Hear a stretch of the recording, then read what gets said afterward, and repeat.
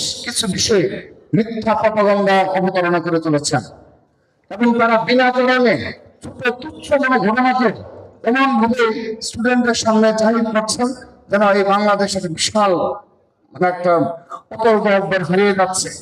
আপনারা তো বলেছিলেন যে ধর্মভিত্তিক রাজনীতি এমন ভাবে সাধারণ জনগণের সামনে উপস্থাপন করেছেন যে বিএনপি যদি ক্ষমতায় আসে মনে হয় যে কোনো কারণে ইসলাম ধর্মের ক্ষতি হবে।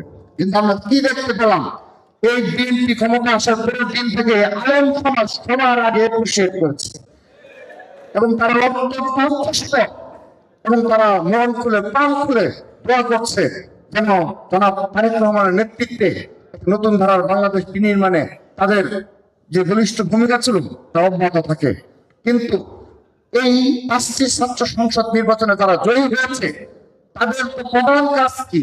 তাদের প্রধান কাজ হলো আপনার সেই কেন্দ্রীয় ছাত্র সংসদে এবং হল সংসদে তারা নির্বাচিত হয়েছে।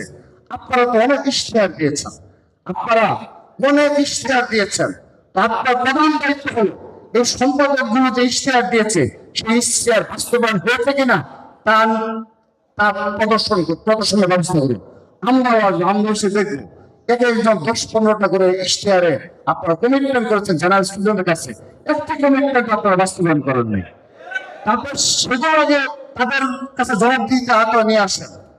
ডাকসুর যে ভিপিজিএস আপনার অধীনস্থ যে সম্পাদক এবং সদস্য পদে যারা জয়লাভ করেছে তারা যে ইশতেহার দিয়েছিল সেই ইশতেহার কতটুকু বাস্তবায়ন করেছে সেগুলো নিয়ে আপনারা আমাদের সামনে কথা বলুন, মিডিয়ার সামনে কথা বলুন, তাদেরকে জবাব দিয়ে আওতায় নিয়ে আসুন।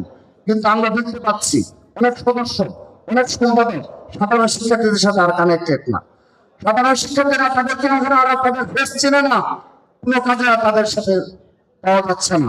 শুধু তাই নয়, হল সংসদে যে প্রক্রিয়া নির্বাচিত হয়ে থাকুক না কেন হলের বিপিজিএস পর্যায়ে অনেক রয়েছে যাদেরকে জেনারেল স্টুডেন্টরা চেনে না, সেই হলের শিক্ষার্থীরা চেনে না।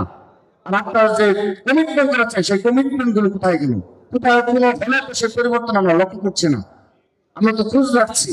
তো আমি অনুরোধ জানাবো 5টি ছাত্র সংসদ নির্বাচনে যারা যে প্রক্রিয়ায় জয়ী হন না কেন আপনারা দয়া করে এই হল সংসদের নেতৃবৃন্দ এবং এই সম্পাদক সদস্য সহ তাদের যে ইশতেহার ছিল, কমিটমেন্ট ছিল, সেই কমিটমেন্ট গুলো কতটুকু বাস্তবায়ন হয়েছে আপনারা তাদেরকে জবাবদিহিতার আওতায় নিয়ে আসুন।